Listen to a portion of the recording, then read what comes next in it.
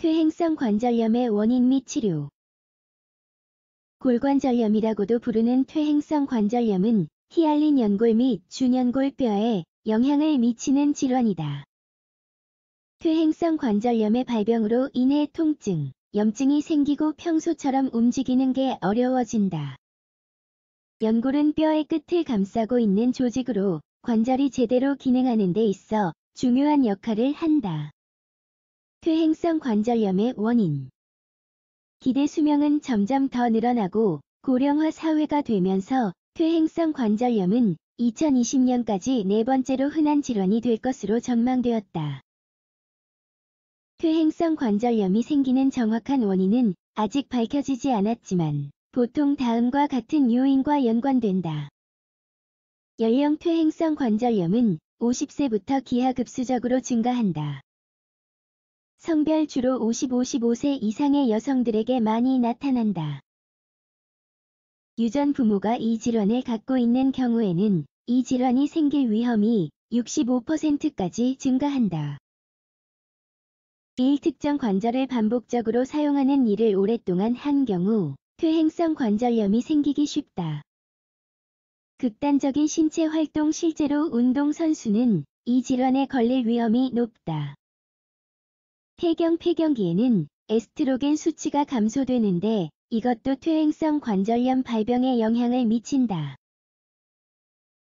비만은 퇴행성 관절염 주요 발병 원인은 아니지만 특정 관절, 특히 무릎 관절에 영향을 미친다. 부상. 골절 및 부상도 퇴행성 질환의 원인이다. 증상. 퇴행성 관절염은 어느 날 갑자기 생기는 질환이 아니라 점진적으로 진행되는 질환이다. 하나 또는 여러 개의 관절에 영향을 미치며 보통 아침에는 뻣뻣한 정도가 좀 심하다가 몸을 움직이면 좀 나아진다. 이 질병이 진행되면 영향을 받는 관절을 움직이는 것이 불편해진다. 구부정해지고 압력이 가해지면 통증이 생긴다. 삐그덕거리는 느낌도 든다. 손상된 관절 내부에 뭔가가 생기기도 하며 이로 인해 막히기도 한다. 퇴행성 관절염의 증상은 다양하고 점진적으로 나타난다. 가장 빈번하게 나타나는 것이 통증, 움직이는 것이 불편해짐, 마찰, 심지어 물이 차기도 한다. 하루 종일 몸을 움직이지 않았을 때 관절 통증과 염증이 생기기도 한다. 그리고 조직이 과도하게 커지면 뼈가 변형된다. 퇴행성 관절염의 치료. 퇴행성 관절염을 치료하는 첫 번째 단계는 관절 손상에 영향을 미치는 것을 피하는 것이다. 그리고 각자 자신에게 맞는 운동 방법을 알고 있어야 한다. 염증으로 인해 통증은 더 심해진다.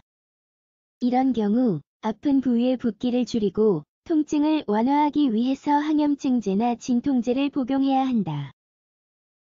병원에 가면 적절한 약을 처방해 줄 것이다. 연골 보호 약물.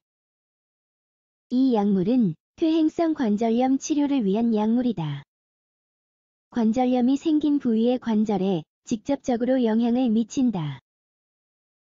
이 약물을 복용하면 통증이 완화되고 움직이는 게 한결 수월해질 뿐만 아니라 질병의 근원 치유에도 도움된다.